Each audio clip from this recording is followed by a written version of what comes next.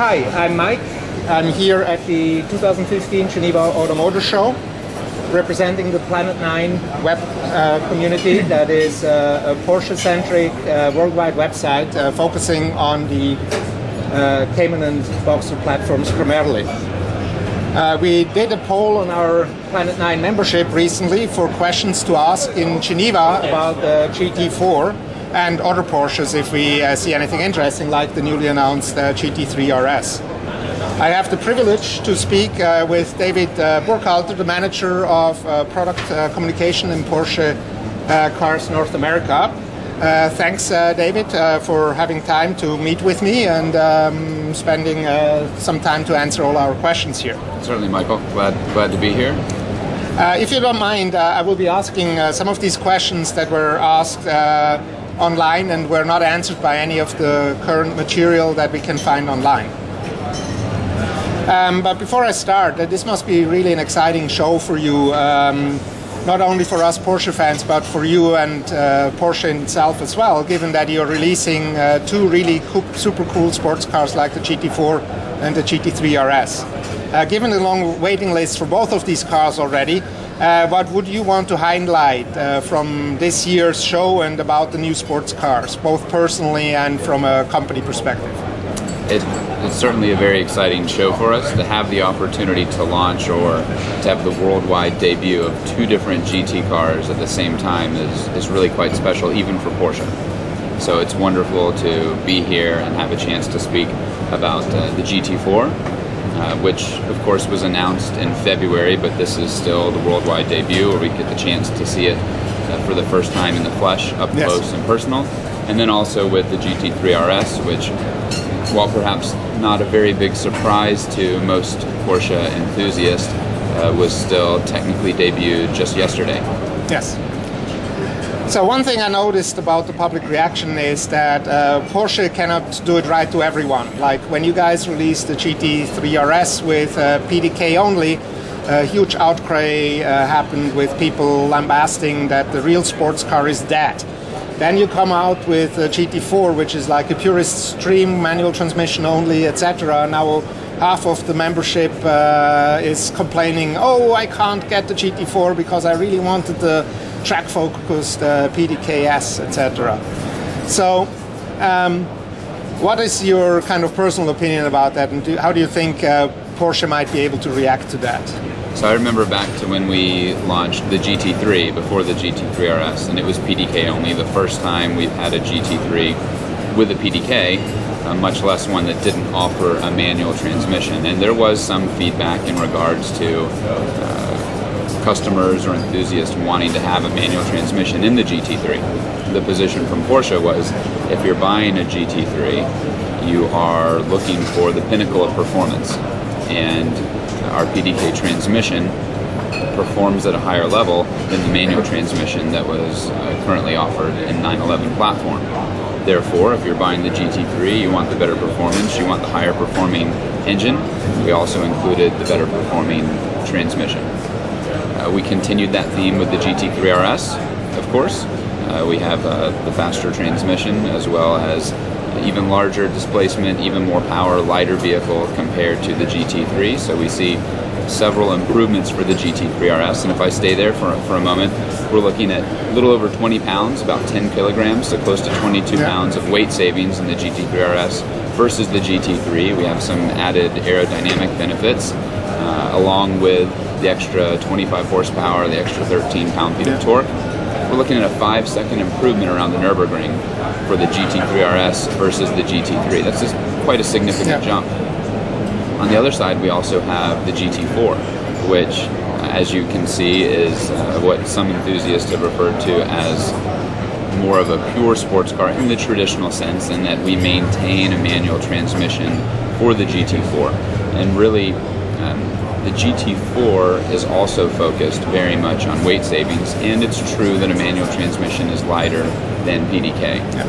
What I like seeing, both personally and professionally, is that now we have two different product offerings for two different customer types, customer groups, or two different sets of enthusiasts. If someone wants to have a GT or track-focused car that has a manual transmission, we have a solution for them.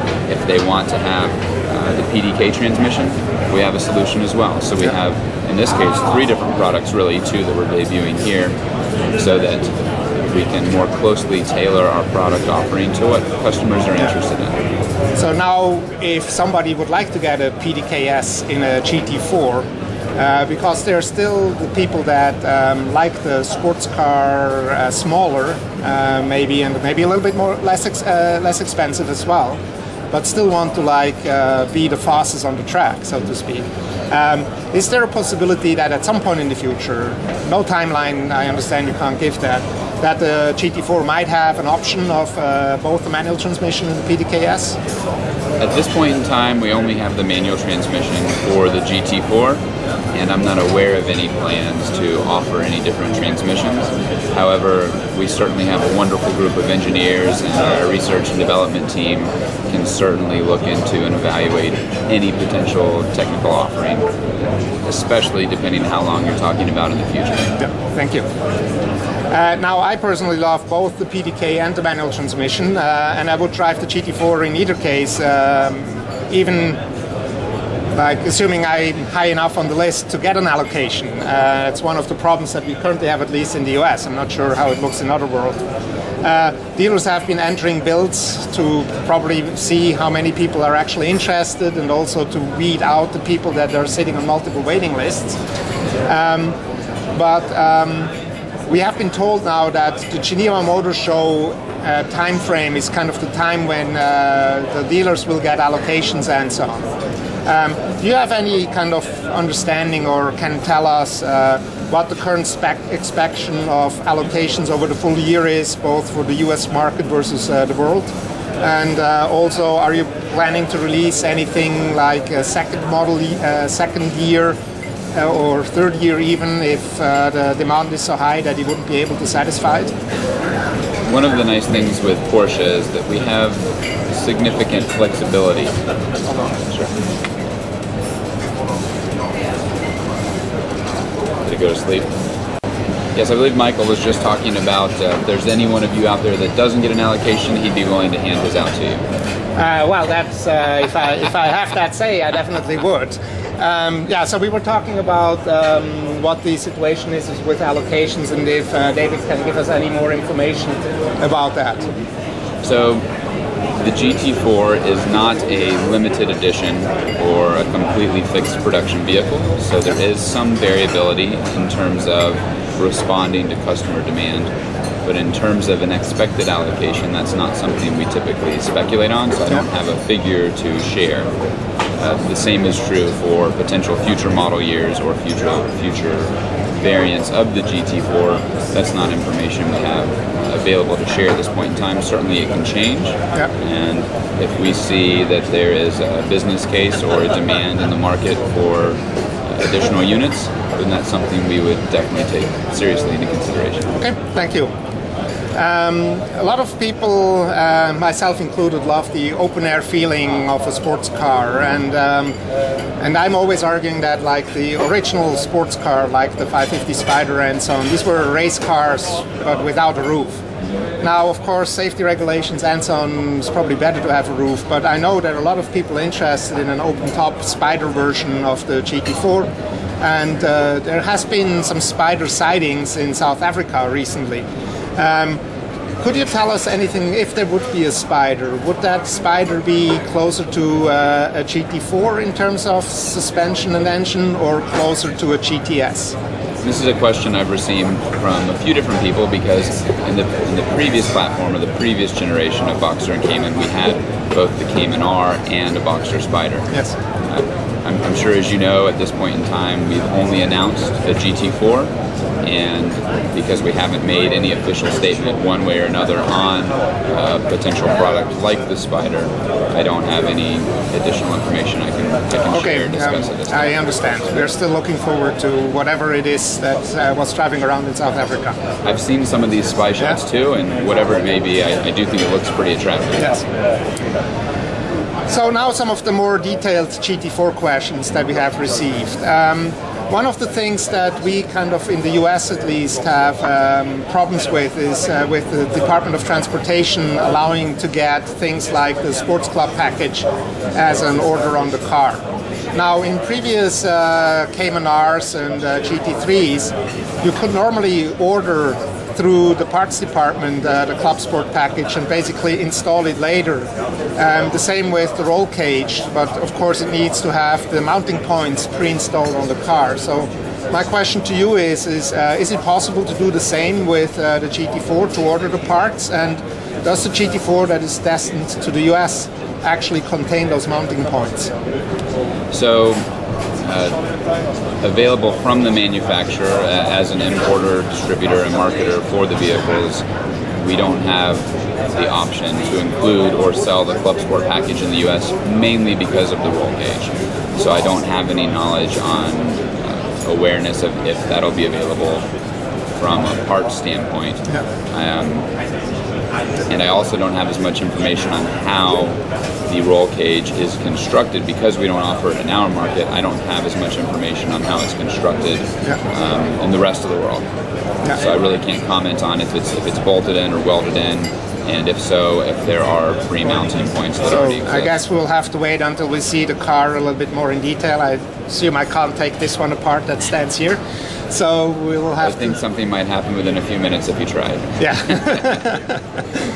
Okay, so the power output of the 3.8 liter engine, and that comes from the Carrera S, has an output, according to the literature, of 385 horsepower, which is 15 horsepower less than the Carrera engine without the power kit. Yes. So some people are wondering, why is it less? Is it to protect the 911, or is it for the ability, because it's just tuned in a way with the air in, with like getting the air into the engine and so on, to basically be at the max of the engine? We're fully confident in our 911 line already, so there's no concern from that standpoint. It's really the difference in being a rear engine and a mid-engine. So we have less room for the engine to breathe, essentially, in the mid-engine platform. So the 15 horsepower difference is really a summation of the difference in both intake and exhaust for the Cayman versus the 911. Okay, cool.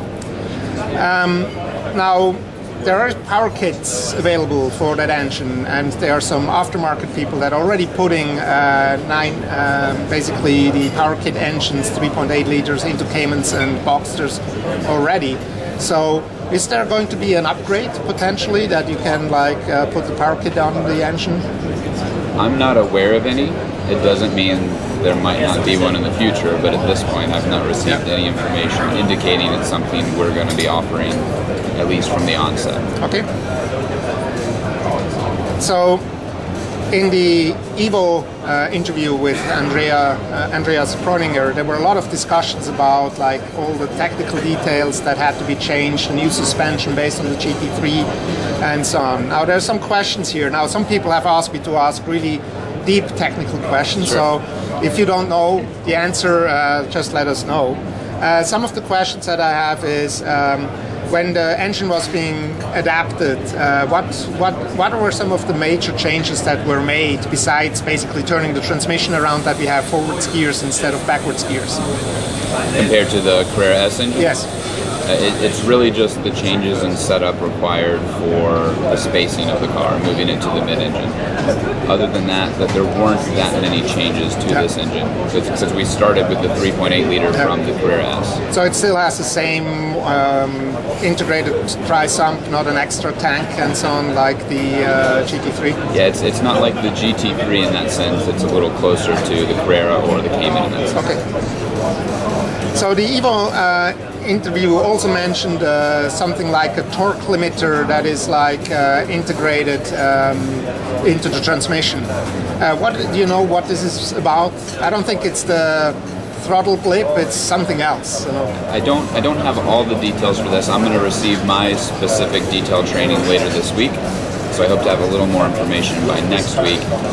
There's not a limitation of the torque as provided by the engine. having only seen the same video you have, at this point in time, I think it has more to do with a consecutive number of race starts and how do you protect the engine, the transmission, all the components from the power and torque that's generated from this engine. Okay. Most of the suspension and brakes have been taken from the GT3. Does it include the GT3 master cylinder, or is it still something you have to do aftermarket? From what I understand, it's the entire brake system, including the master cylinder, okay, cool. from the GT4. Since we're talking about performance parts, a lot has been made about the Nürburgring times of 7 minutes 40 seconds. Now, I know that the Nürburgring currently is covered in snow, and the car hasn't been probably ready yet to actually do a run, and Andreas Proninger kind of hinted at that in the interview, that they still have to take the car out. Do you have an estimation of like when that will be? And we have a couple of pools going that the time will probably be more than 7:40. Will be faster. I'm curious about this too, and this is actually a question I'm hoping to ask Andreas later this week, is if the actual test has already occurred. I do know that our engineers in Weissach, among the best in the world, are very good at accurately, and sometimes conservatively, but accurately projecting how a vehicle we're designing or working on will perform. It's very possible that they ran it with previous versions of a prototype, and so they have a very good grasp on what that. Yeah, I'm sure they are not over-promising. Porsche always under-promise and over-delivers. And of course, the 740 time is that's the same time around the ring as we had on the second gen 997 GT3. Yes, or the new 2010, 2011. Yeah. So on another kind of dimension, a lot of people liked the yellow, obviously, and all the color palettes, but a lot of people are now falling in love with the burnt orange, or lava orange. Yeah, the lava orange. That is on the GT3 RS, which is just looking stunning in real life. So some people would like to do paint to sample on a GT4. Do you think there will be a paint to sample window at some point? Typically we offer paint to sample on a wide majority of our sports cars. I don't have any dates or even speculative dates at this point on when that may or may not occur for GT4, but I do think it's something that would be quite exciting. I'd love to see a GT4 in lava orange, or the other special color for GT3 RS, the ultraviolet. That also might look quite sharp on a GT4. I would agree. Or Viper Green if you go more for classics. Certainly, yes. Now we have a lot of people on our website that live in countries that drive on the wrong side of the road. Sorry, guys. So will it be available as a right-hand drive vehicle as well? Sorry, there was. I didn't want her to trip. Yes. From what I understand, we're offering it in all of our markets worldwide. That would include England and, of course, Great Britain and such, which are right-hand drive vehicles. Okay, so you guys that drive on the wrong side. Expectation. Don't worry, your steering wheel will be on the right side for driving on the wrong side of the road. Another question that we had was, there's a lot of angst where the GT4 will be built. There are some of those people that just want to have an S on the VIN number, and some people that don't care whether it's Osnabrück or Zuffenhausen, and some people still hope it's done in a secret lab in Weissach. Do you have any information where it's being built? I don't have any firm information. It's my expectation that it's similar to our other mid-engines, where the majority of them are produced in Stuttgart and Zuffenhausen. But we do have the flexibility if demand is there to consider production in other locations. So it's basically on the normal production line. That's my expectation. Yeah. Just having the different engine and the different components on the robots coming in. Good. Now there's, while ordering the car, a lot of people get confused by the configuration tool, especially given that some of the information in the brochure sometimes contradict the information on the configuration, at least at the beginning. One of those is with PCM navigation versus CDR Plus versus CDR. What is standard, which one does include HD radio and satellite radio, and which one doesn't, and so on. Do you have any insight into that, or any kind of way of clarifying some of this? Sure. So we're very concerned with weight for the GT4. So we start with our lightest system, the CDR system, with the smaller number or the lower number of speakers that are in it, so that someone who really wants to focus on keeping weight down but still have some radio and some sound in the car, they have that ability from the standard equipment. If they wish to delete the radio or even delete the air conditioner, they can do that to save additional weight. If they delete the radio, is like everything removed, the harness, the speakers, the wiring, everything, or just the majority of it. So if you delete the radio, you also lose Bluetooth.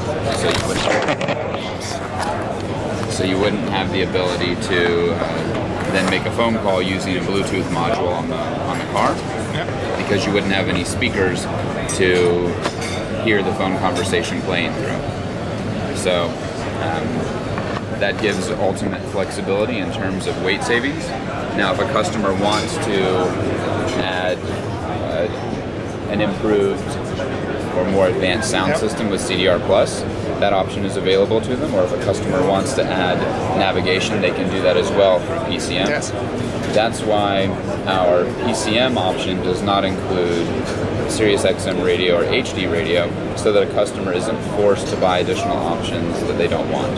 So we have a few different levels or a few different steps. So if someone says, I don't need navigation, but I do want more speakers and I want HD radio and Sirius XM, that option exists. They say, I don't care about having Sirius XM or HD radio, but I want navigation, that option exists. Or they can combine them.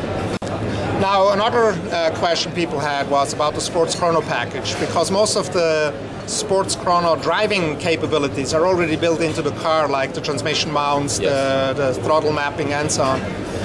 So the question is a little bit, what does it actually include? Is it primarily the software package, or is there like more to it? So the Sport Chrono package option for GT4, you are correct, Michael.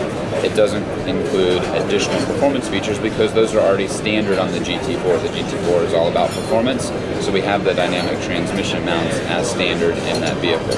Just like on the GT3, we have dynamic engine mounts as standard. So it's a similar approach or a similar strategy.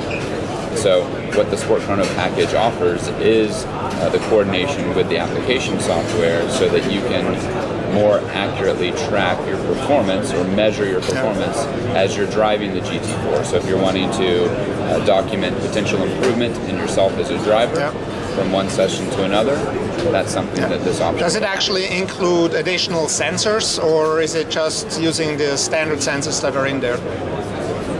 That's a great question, and that's one I'd like to get a little more clarity on before I respond. Okay, cool. To be as accurate as possible. Now, another question in that sense is, there's a lot, like the software, of course, some people like it, some people don't. And one of the nice things about software is that you can upgrade it. So does the kind of package then include upgrades to the software, or is there any plan on that? I would think technically that's feasible. I don't know if it is written into the option at this point in time as far as planned updates that are either included or available for sale. But technically, it should be possible if that's the direction Porsche chooses to take. Okay, thanks. Another question that one of our members asked is that the current temperature gauge in the cars, at least in the standard sports cars, kind of show the water temperature at a fixed 194 degree Fahrenheit, and it doesn't fluctuate at all unless it goes really way too hot, in which case it starts indicating that. So it looks like it kind of keeps it in a, if it stays within a range, it just shows one number. The question is do you know if the GT4 does the same thing, or is it going to be more accurate in terms of what it's displaying? The GT4 will show a more specific temperature gauge than in the other mid-engines. Okay, cool. And then another question also on the suspension part is some people are still not quite sure what the suspensions are in the back. Are they McPherson struts, or are they the multi-link struts, or what do they look like? I believe it's multi-link. I haven't climbed under there myself, and that's another aspect that I'll learn more about, are the differences in suspension in my training later this week. I do know that we're looking at 30 millimeters lower compared to a Cayman. Yeah. So we do have a more track-oriented focus with the suspension and the ability to adjust it yourself for certain track setups, depending on where you drive. Yeah. So, and I will see if I can crawl underneath and see something. We'll see what comes out of that. I'll lift it up for you. While okay, that's great. Yeah. So at least somebody from Porsche then holds the car and triggers the alarm. Well, I think that's most of the questions that we had. Thanks, guys, for watching, and thanks a lot, David, for taking your time. It was a pleasure, and awesome cars, and I'm hoping to get one to drive. If not, I'm still having one Porsche to drive at home. Thank you very much. Thank you, Michael. Appreciate your time today. Great trip home. Thank you. You too.